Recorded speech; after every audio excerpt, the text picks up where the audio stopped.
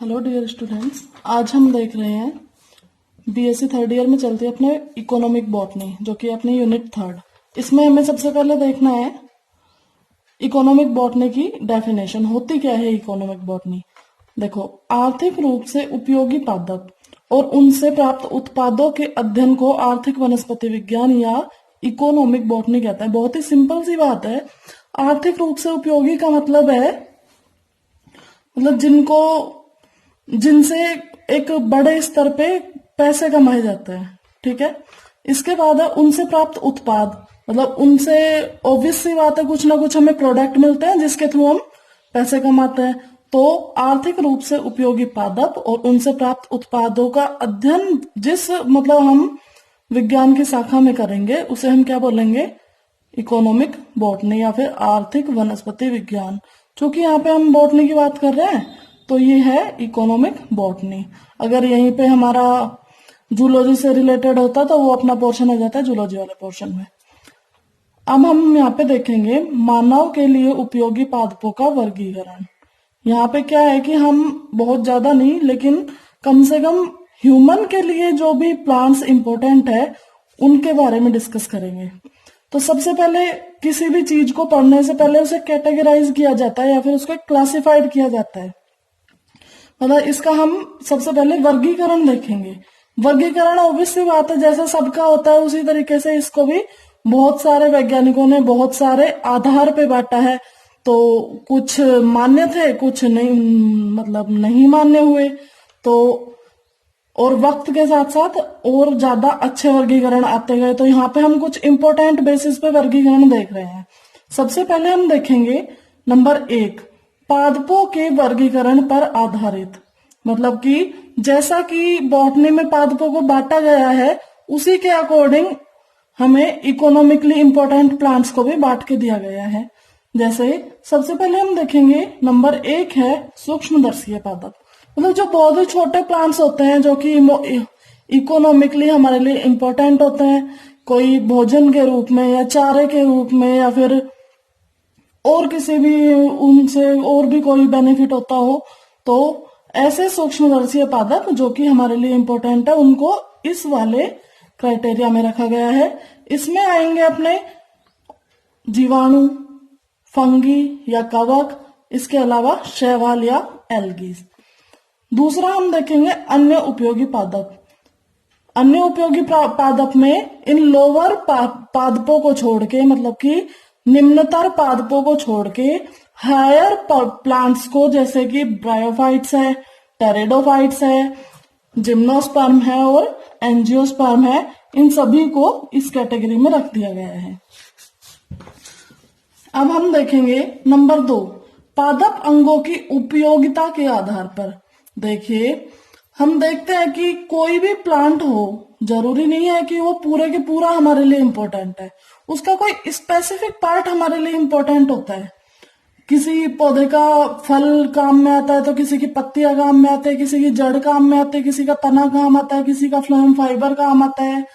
तो इस प्रकार से अंगों की उपयोगिता के आधार पर भी इनको बांट दिया जाता है। बहुत ज्यादा इम्पोर्टेंट नहीं है ये, तो सभी को पता होता है। तो अगला हम देखेंगे उपयोगी पादपों के विभिन्न कार्यों में प्रयुक्त होने के आधार पर। अब हम देखेंगे इन प्लांट्स को क्या है कि विभिन्न कार्यों में प्रयुक्त होने, ये किस किस कार्य में काम आ रहे हैं इसके आधार पे भी हम बांट सकते हैं। देखेंगे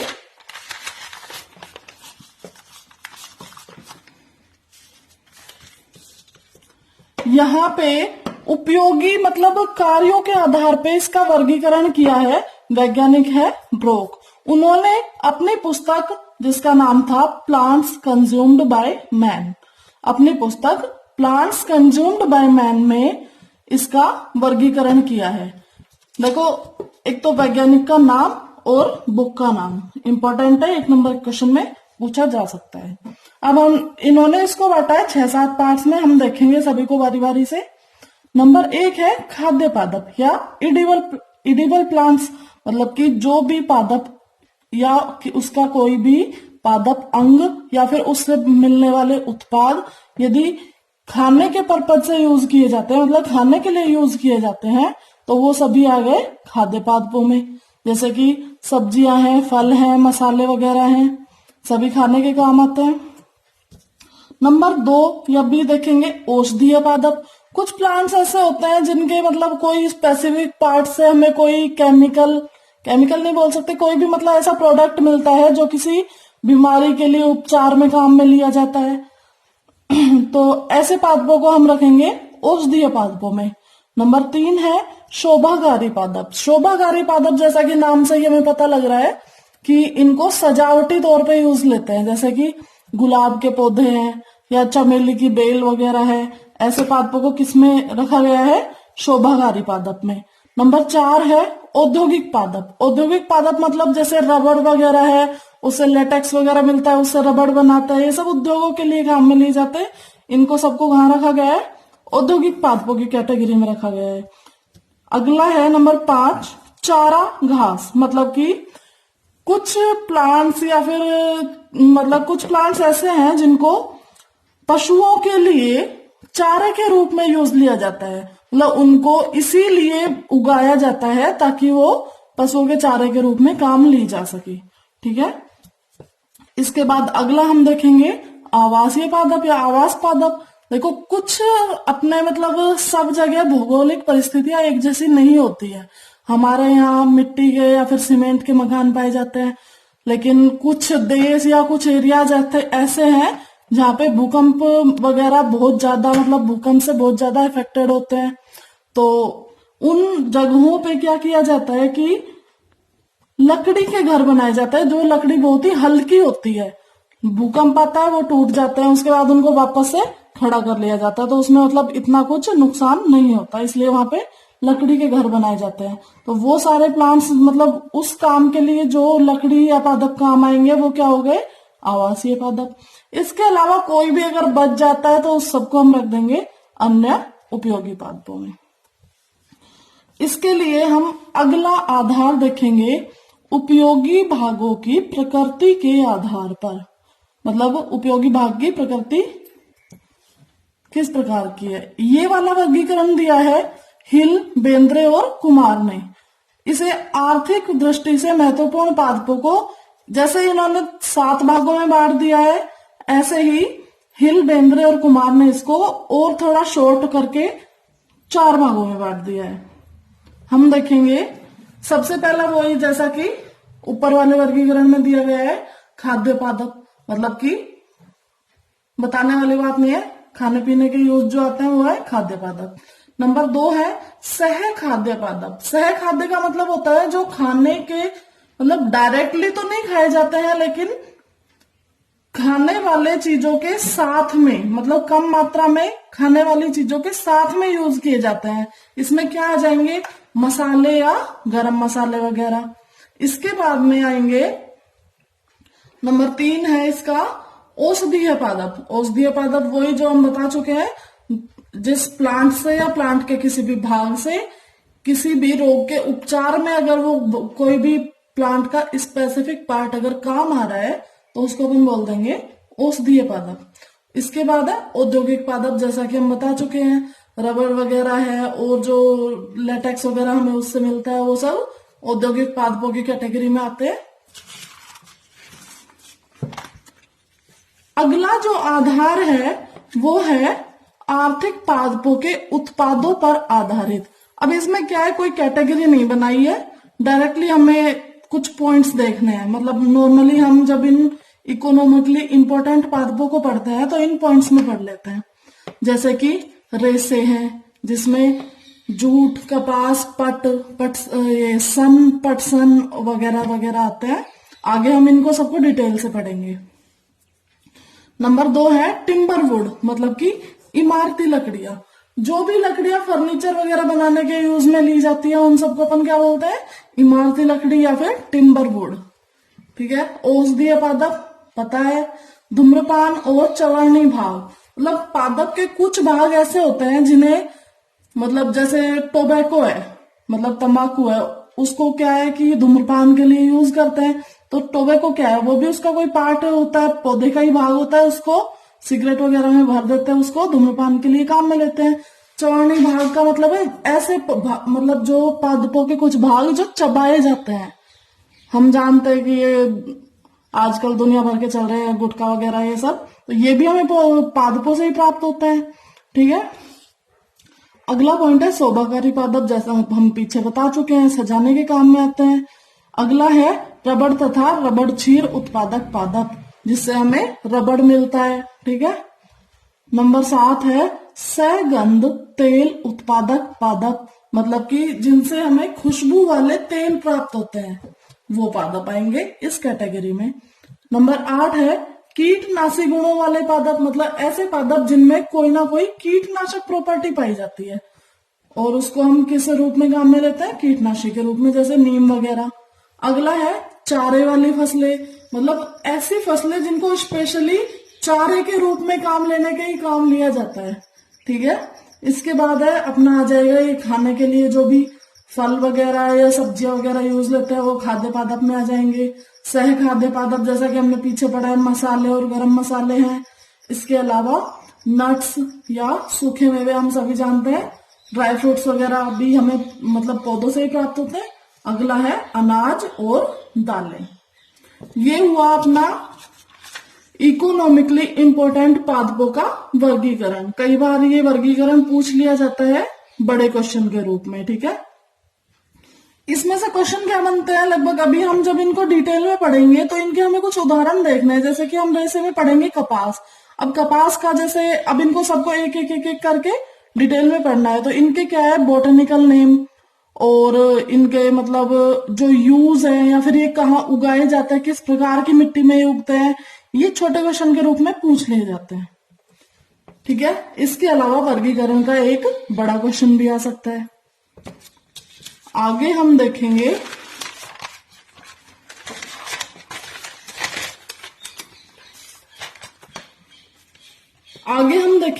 देखिए सबसे पहला हमने देखा रेशे या फाइबर। फाइबर देखो सबसे पहले देखेंगे कि फाइबर जो होता है ये 2 प्रकार के फाइबर होते हैं। जानताव रेशे, मतलब कि सीधी सी बात है, नाम से ही पता लग रहा है, जानताव रेशे का मतलब है जो हमें जंतुओं से प्राप्त होते हैं, वो होते हैं जानताव रेशे। जैसे उदाहरण के लिए हम देख सकते हैं रेशम है, किससे मिलता है, बॉम्बैक्स मोराई, मतलब जो कीट है रेशम कीट, उससे हमें प्राप्त होता है। इसके अलावा भेड़ से हमें ऊन वगैरह मिलती है, फर वगैरह मिलते हैं ना, वो सब हो गए जानताव रेशे। अब हम बहुत नहीं पढ़ रहे तो हम बात करेंगे पादप रेशों की। ठीक है, जो हमें कपास से, जूट से, सन से, पटसन से मिलते हैं। ठीक है, सबसे पहले हम इसका भी एक छोटा सा वर्गीकरण देखते हैं, बहुत ज्यादा इस बारे में नहीं पढ़ना है, लेकिन एक छोटा सा वर्गीकरण हम रेशों का देखेंगे। सबसे पहले व्यावसायिक उपयोगिता के आधार पर अगर हम इनको वर्गीकृत करें तो देखेंगे नंबर 1 वस्त्र रेशे, ऐसे रेशे जो कपड़े बनाने के काम में आते हैं। जैसे हमने नाम सुना होगा टेक्सटाइल फाइबर, टेक्सटाइल का मतलब ही क्या होता है, कपड़ा उद्योग। ठीक है, तो कपड़ा उद्योग में जो भी रेशे हम काम में लेते हैं वो क्या हो गया, वस्त्र रेशे। अगला है ब्रश रेशे, मतलब कि विभिन्न प्रकार की ब्रश है, मतलब हम काम में लेते हैं तो उसके लिए भी हमें रेशों की जरूरत होती है। तो वो रेशे हमें किससे मिलते हैं, सीसल है, पाम है, जो है, इनसे हमें वो ब्रश रेशे प्राप्त होते हैं। अगला है नंबर 3 फिलिंग रेशे। फिलिंग रेशे का मतलब जो ऐसे रेशे जो किसी भी चीज के अंदर भरने के काम आते हैं। फिल करने का मतलब क्या होता है, अंदर भरना। कोई भी फर्नीचर में भरना है, मतलब ये जो अपने गद्दे वगैरह होते हैं इनमें भरते हैं, तो इनमें भी कुछ रेशे भरे जाते हैं।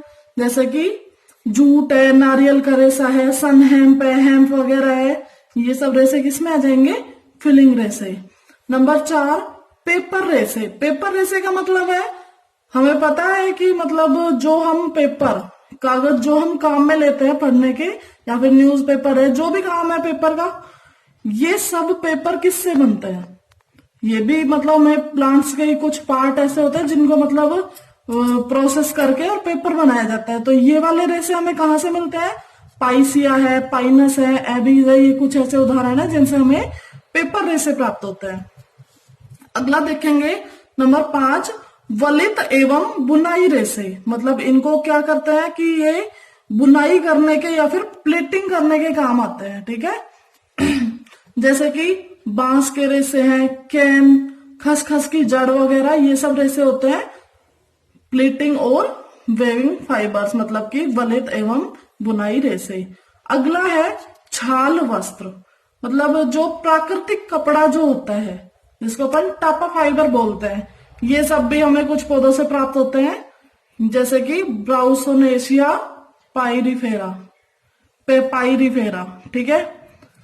देखिए अब हम सबको एक एक करके पढ़ेंगे। इसमें जो मेन रेशे हैं इसमें हमें पढ़ना है, कपास का पढ़ना पड़ेगा, कपास पढ़ेंगे, जूट पढ़ेंगे, इसके अलावा कोयर मतलब कि जो नारियल से जो हमें रेशे मिलते हैं वो पढ़ेंगे, और आगे एक दो और होंगे तो देखेंगे। देखिए अब हम स्टार्ट करते हैं कपास से। सबसे पहला बहुत ही कॉमन है कपास, हमारे आसपास भी हमने बहुत देखा होगा, तो जिसको अपन कॉटन भी बोलते हैं। इसका सबसे मतलब जो प्रचलित या फिर देसी लैंग्वेज में हम इसको क्या बोलते हैं, कपास के नाम से सभी जानते हैं, ठीक है। अब हम इसका अगर कुल देखें या इसकी फैमिली देखें तो इसकी फैमिली है मालवेसी फैमिली। हमें ध्यान रखना है, ये इंपॉर्टेंट क्वेश्चन है कि कपास कौन सी फैमिली से बिलोंग करता है, कौन सी फैमिली से, मालवेसी फैमिली से। दूसरा इंपॉर्टेंट क्वेश्चन है कपास का वानस्पतिक नाम क्या है। वानस्पतिक नाम क्या है, गोसिपियम स्पे, ठीक है, क्या है, गोसिपियम स्पे। आगे देखेंगे हमारे पास क्या है कि गोसिपियम जो होता है वो कपास का जीनस होता है, जीनस होता है, ठीक है। ये सब अपन जो क्या नामकरण वगैरह पढ़ते हैं उसमें आप पढ़ चुके हो, जीनस क्या होता है, फैमिली, कुल, वंश वगैरह सब क्या होते हैं, ये सब अपन जानते हैं। अब इस जीनस में क्या है, 20 जातियां हैं, ठीक है, इसमें बहुत सारी जातियां आती है। इसमें बताया कि इस गोसिपियम जीनस में क्या है, लगभग 20 जातियां हैं, जो कि आर्थिक रूप से अगर महत्वपूर्ण हम जातियों की बात करें तो 4 जातियां आर्थिक रूप से बहुत अधिक महत्वपूर्ण है। जिसमें कौन कौन सी 4 देखेंगे हम। नंबर 1 है गोसिपियम हिरसुटम, ठीक है। नंबर 2 है गोसिपियम आर्बोरियम। नंबर 3 है गोसिपियम हर्बेशियम, और नंबर 4 है गोसिपियम बारबेडेंस, ठीक है। अब क्या है कि भाई ये जातियां हैं, बताइए अभी इनमें क्या अंतर है। ये सब बांटी गई है कि भाई देखो एक ही पौधे की बहुत सारी प्रजातियां हो सकती हैं, ये हम पहले से जानते हैं, ठीक है। लेकिन क्या है कि इकोनॉमिकली हमारे लिए 4 इंपॉर्टेंट है। अब देखो ये भाई इन 4 में भी कैसे कैसे है, कपास की जो जातियां है ना उनको बांटा, इन चारों जातियों को भी अलग अलग रखा गया है। 2 प्रकार, मतलब इनको 2 प्रकारों में बांटा गया है कि भाई, और किस बेसिस पे बांटा गया है, एक तो भौगोलिक वितरण और गुणसूत्रों की संख्या के आधार पर। देखो हम देखते हैं कि कुछ पौधे जो होते हैं वो अगुणित होते हैं, कुछ द्विगुणित होते हैं, कोई त्रिगुणित होते हैं, चतुर्गुणित होते हैं। तो इस बेसिस पे मतलब गुणसूत्रों की संख्या के आधार पर भी इनको बांटा गया है, और भौगोलिक वितरण मतलब कि ये इस भाग में पाई जाती है, इस भाग में पाई जाती है, उसके आधार पर भी इसको बांटा गया है, ठीक है। देखिए इनमें मैंने यहां पे ही लिख दिया है कि इसमें से आगे पहले इसको देखो,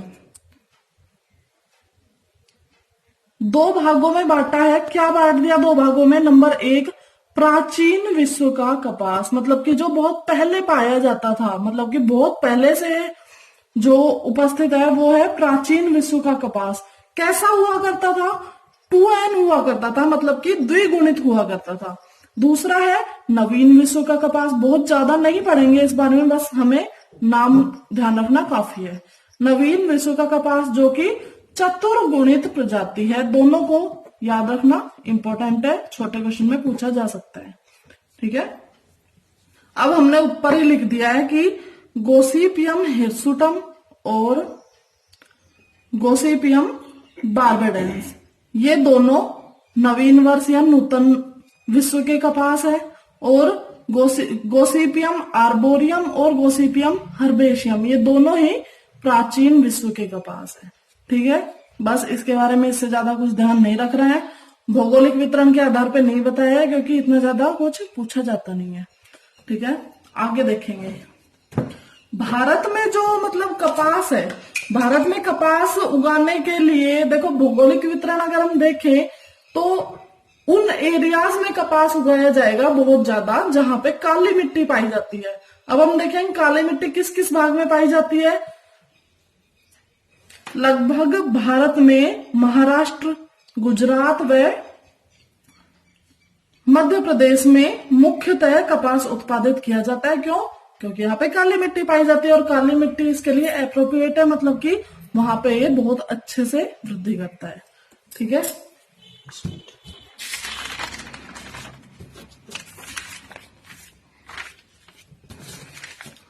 अब देखेंगे हम इसके वानस्पतिक लक्षण। देखो, सबसे पहला लक्षण है कि इसका पादप 0.6 से 2 मीटर तक का होता है, मतलब लगभग आधा मीटर से और 2 मीटर तक का ऊंचा ये पादप हो सकता है। नंबर 2 पॉइंट, इसमें कौन सा मूल तंत्र पाया जाएगा? मूसला मूल तंत्र, मतलब कि टैप रूट सिस्टम इसमें पाया जाएगा, एडवेंटेशियस नहीं पाया जाता है। एडवेंटेशियस रूट सिस्टम का उदाहरण है अपना गेहूं। ठीक है, इसमें टैप रूट सिस्टम पाया जाता है जिसमें एक मोटी जो रूट होती है जो कि अंदर तक होती है। ठीक है, अगला है पुष्प बड़े होते हैं और द्विलिंगी होते हैं। पुष्प साइज में तो कैसे होंगे? बड़े होंगे। और द्विलिंगी का मतलब है इसमें नर और मादा जननांग दोनों एक ही पुष्प में प्रेजेंट होंगे, इसलिए इनको क्या बोल देंगे अपन? द्विलिंगी। ठीक है, अगर हम बात करें इनके फलों की तो फल 3 से 5 कोष्ठीय कैप्सूल प्रकार का होता है। कैप्सूल प्रकार, देखो जब अपन फलों के प्रकार पढ़ते हैं तो उसमें एक प्रकार होता है कैप्सूल, जैसे कैरियोप्सिस है कैप्सूल है ना, बेरी है, ड्रूप है, तो ऐसे ही बहुत सारे प्रकार के फल होते हैं। तो कपास में कौन सा फल पाया जाता है? कैप्सूल प्रकार का फल पाया जाता है, जिसे क्या बोलेंगे अपन? जिसे नॉर्मली कपास का डोडा नाम से भी जानते हैं। ठीक है, क्या? कपास का डोडा। अगला पॉइंट देखेंगे, प्रत्येक कैप्सूल के, मतलब प्रत्येक कैप्सूल के प्रत्येक कोष्ठक में 9 बीज उपस्थित होते हैं। देखो एक कैप्सूल है उसमें कोष्ठक बने होते हैं। ठीक है, और प्रत्येक कोष्ठक में क्या रहेंगे? 9 बीज उपस्थित होंगे। कपास के रेशे इसके बीज से प्राप्त होते हैं। अब हम देखो पढ़ क्या रहे थे? रेशे पढ़ रहे थे। हमें अभी यही ध्यान रखना है कि कपास के रेशे मतलब हमें मिलेंगे उसके कौन से पार्ट से? कौन से पार्ट से मिलेंगे? इसके बीज से प्राप्त होते हैं। ये देखो हमने यहाँ पे दिखाया है, ये एक बीज है जिसके बाहर ये, अब चूंकि ये बीज, देखो क्योंकि ये बीज के ऊपर लगे हैं इसलिए इनको हम सीड फाइबर के नाम भी दे सकते हैं, मतलब इसको हम सीड फाइबर के नाम से भी जान सकते हैं। ठीक है, चूंकि ये सतह पर लगे हुए हैं इसकी पर, इसलिए हम इसको सरफेस फाइबर भी बोल सकते हैं। और इसके अलावा ये एपिडर्मिस, जैसे कि लेयर्स होती है किसी भी मतलब पौधे में या फिर किसी भी पादप अंग में, एपिडर्मिस है, एंडोडर्मिस है ना, तो ये एपिडर्मिस वाले पार्ट से बनता है, इसलिए क्या बोलेंगे इसको? एपिडर्मल फाइबर भी बोलेंगे। इसके तीनों नाम क्या है? सरफेस फाइबर या एपिडर्मल फाइबर या सीड फाइबर। ठीक है, क्लियर? कॉटन फाइबर में सबसे अधिक क्या पाया जाता है? देखो कॉटन फाइबर है उसमें सबसे ज्यादा क्या पाया जाता है? सेल्यूलोज पाया जाता है, लगभग 90% सेल्यूलोज। इसके अलावा कुछ लिग्निन है, पैक्टिन है, इसके अलावा थोड़ा शुगर है या जल है, ये सब पाया जाता है। ठीक है, तो क्या देखेंगे? कॉटन फाइबर में सबसे अधिक सेल्यूलोज जो कि 90% होता है पाया जाता है। बीज की बाहरी परत बाह्य बीजचोल से 2 प्रकार के रेशे विकसित होते हैं, मतलब कि ये जो बीज की सबसे बाहर वाली लेयर है इससे 2 प्रकार के रेशे उत्पन्न होते हैं। ठीक है, बीज की बाहरी परत से क्या 2 प्रकार के रेशे मिलते हैं? नंबर 1 है लेंट और नंबर 2 है फज। अब हम देखो इसमें दो प्रकार के रेसे, बहुत ज्यादा कुछ ऐसे जानना नहीं है, थोड़ा सा हम इसके बारे में पढ़ लेंगे। एक कोशिकीय, मतलब कि जो लिंट होता है वो एक कोशिकीय सफेद लंबे और मोटे फाइबर होते हैं। एक कोशिकीय सफेद लंबे और मोटे फाइबर। नंबर 2 है फज, जो कि बीज से जुड़े हुए बहुत ही छोटे छोटे रेसे होते हैं। ठीक है। अब जो लिंट होते हैं, जो हमारे काम के होते हैं, वो होते हैं लिंट। ठीक है। जबकि फज हमारे लिए आर्थिक रूप से महत्वपूर्ण नहीं होते हैं। ठीक है।